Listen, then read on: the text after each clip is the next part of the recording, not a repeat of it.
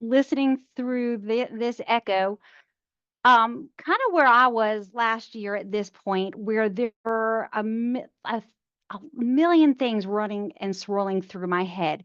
Who am I going to choose? Who are we choosing as a district to get to participate? And look what I highlighted or quoted the get part because this is an opportunity. And so the choice that you get to choose those schools is a huge choice. And it really becomes like the $100 million question as who's going to participate. So you might have some of the similar thoughts that I had running through my head, like, oh, I know the right schools. Like I cannot wait to choose and say you get to participate in this work. Maybe you have schools that have data that really show that they really have room to grow in this behavior space, in this MTSS space. Maybe you want to support all of and insert that level, all of elementary, all of middle, all of our high schools, right? So it reminds me of something my mom used to tell me when I was a little girl was, honey, I think your eyes are bigger than your stomach. I'm not quite sure you can eat all of that. And so most of the time she was right. And so I want to just talk to you and introduce you to three of my best buddies. And my best buddies are ready, willing, and able.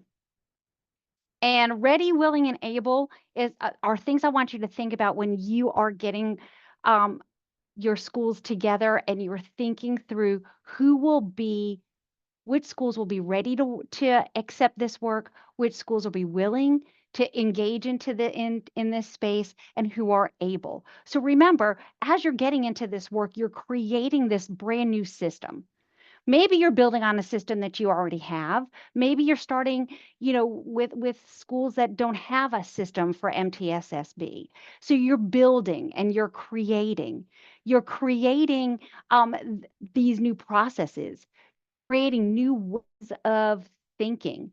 So when you don't have, you know, think about like education and teachers. And the classroom I taught in for many, many years, I had some learners who were really struggling. And when learners who are struggling are surrounded by other learners who are struggling, oftentimes they don't have those really good models to really learn and grow from and accelerate their learning. And I kind of think adults are the same way.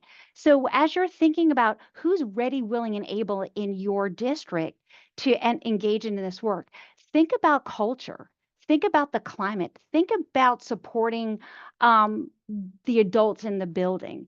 Are the adults in the building, the admin and their staff, do they have flexibility in their thinking? When you're creating something brand new or you're building a new process, oftentimes it may not go exactly the way that you had planned. So that flexibility and being able to shift is super important. Think about if there are other conflicting initiatives.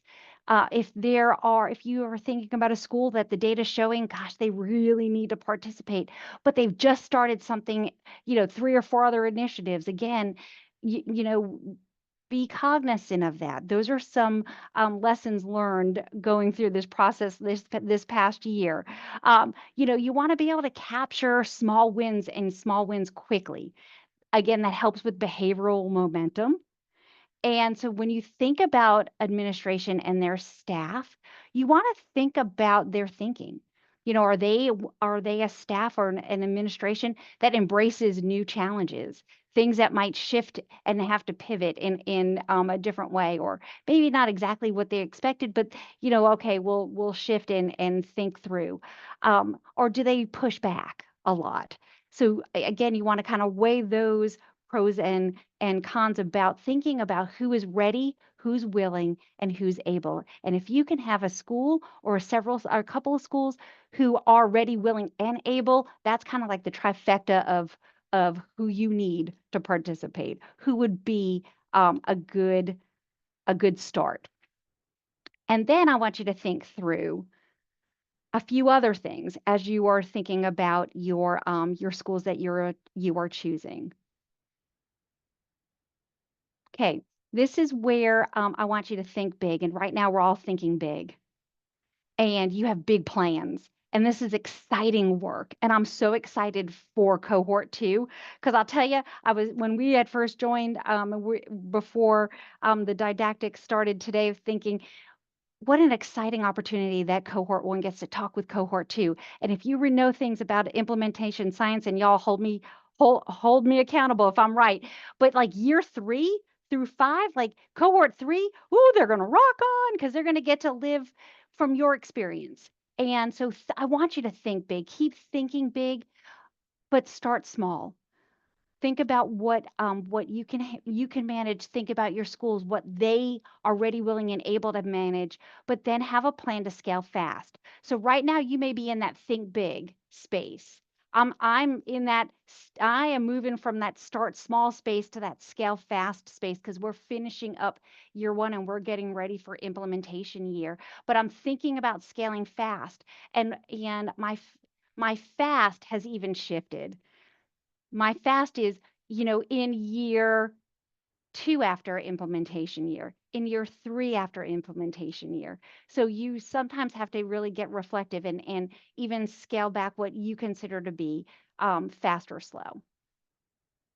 So after thinking about that, there's some lessons that we learned through this year one process, was really looking at schools' time considerations. And I'll give you just a minute to look at some of those bullet points, but there's a lot of work that goes into this year one, learning and building and wrapping heads around new content and new concepts, and shifting in thinking. So, again, spend some time thinking through the time considerations, looking at ways to overcome some time barriers, thoughts about selecting team members. Think about the roles. I know when we were choosing our school teams, the school psychologist was one who is like a natural fit in there. They understand that MTSS space. They understand behavior. They can help and analyze data really, really well. In our district, our school psychs share schools. So a consideration on making sure that, again, ready, willing, and able, are they able to dedicate that time? Work with your district level early, your district leaders early, get their buy-in, and get their support with the schools that are going to be chosen, because again, then that's that wraparound support, that's that top and from top down, bottom up kind of support. So that way, the schools that are chosen to participate are enveloped with support all around, and that everyone is understanding the work that's going on. Again, and before, as you're thinking, what supports does the district need to provide for time? And I wanted to add in there too, how can the school support that time component? So if you're thinking about, talking with your district admin, if teachers are part of the school-based team, maybe that responsibility for the Basque school, it substitutes their cafeteria duty, or maybe it substitutes their car line duty in the winter, would be so fantastic. So finding ways in which, instead of piling on additional responsibilities, looking for ways to substitute and make it that opportunity for them to get to work on this team, because they become the leaders within the school for the work that they're doing, and it's super exciting. All right. The work that we've engaged in this year reminds me of this African proverb, and I'll read it for those who can't see the screen. If you want to go fast, go alone. If you want to go far, go together. And again, we go slow to go fast. We want, we have a sense of urgency, and I get it. We want to have all the schools participate because they all need it in some way, shape, or form.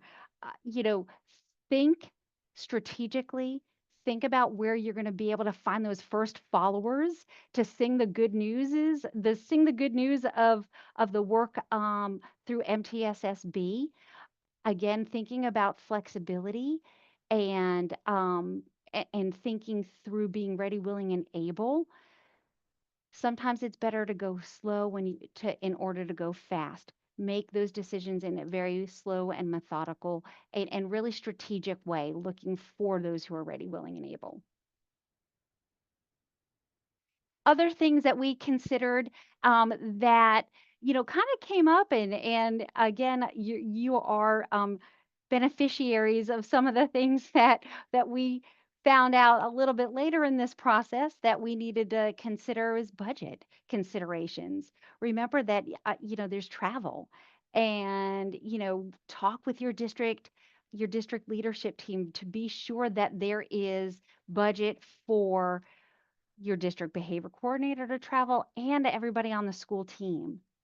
Making sure that is it going to be a school-based budget because they may have already put their budgets in place for that next year, or will the district be covering that travel? Those are some specific questions that will be super helpful for you to help coach and guide your teams, your school teams who will be engaging in that work to make sure that they have ironed out. Again, also looking at funds for substitute teachers. If you have teachers who need to be out of their classrooms, maybe you need to talk ahead of time about the likelihood of carpooling to Columbia, depending on where you are coming from across the state, and maybe funding for team planning time outside of all of all of the other things. So just some things for you to consider.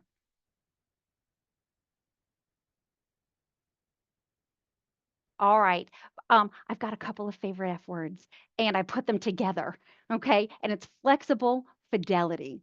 So again, we want to engage in this process with fidelity, but we remember that we need to be a little bit flexible. We're dealing with humans, we're dealing with teachers and admin, and some of the things that I would love to give, some, again, my last slide is pearls of wisdom. So you'll see that in just a second. So some pitfalls to avoid choosing too many schools. Remember what my mama said. Your eyes may be bigger than your stomach. And are you going to be able to support all of the schools that you're choosing in a real supportive way? Because again, their mindset is shifting, their processes are shifting, and you're going to need to be there to be able to coach them. Choosing the right schools. I collect those wins and build that behavioral momentum, and versus choosing the schools that need this, you really want to look for your first followers. Your first followers are the ones who sing the good news of the work that you're doing.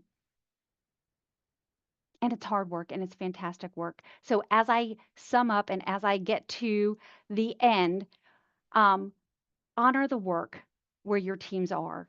And again, here I air quoted where they are, because as you are picking your schools, if you have more than one, they're going to look at, well, what's the other school doing? And they're going to consistently judge themselves against each other and themselves. And they are engaging in really hard work that takes a lot of time and effort. So let's honor where they are. No matter where they are in the process, it's right where they need to be. Because if they are being responsive to what their staff is needing, then wherever they are is what they need to be. And as a great coach, like you all will be, just honor where they are and make sure that they feel good about the work that they're doing. And if I can leave you with one last thought, is to encourage your teams, once you've made that choice, is not to stop moving forward. The work may look a little different by the end of the day. They may not be exactly where they thought they should have been. But so long as we're moving forward in this work, we're going slow to go fast. And wherever they are is right where they need to be. I am so excited for you all in cohort two. We're right next door in cohort one. So anytime that we can, lean in and help each other. Hopefully I'll get to see some of you this summer at Summer University. But I'm happy that you are engaging in this work and excited to see where this all gets to lead you. Again, Basque, thank you for letting me share some thoughts with the group today. Thank you so much, Krysten. We really appreciated your wisdom and really enjoy your best friends too. So I think that that's a good lessons and advice to pass on to cohort two. So appreciate that. Any questions? We'll take just a few minutes for questions before we move into our problem of practice. Anything for Krysten? You can use raise hand feature or pop it in the chat.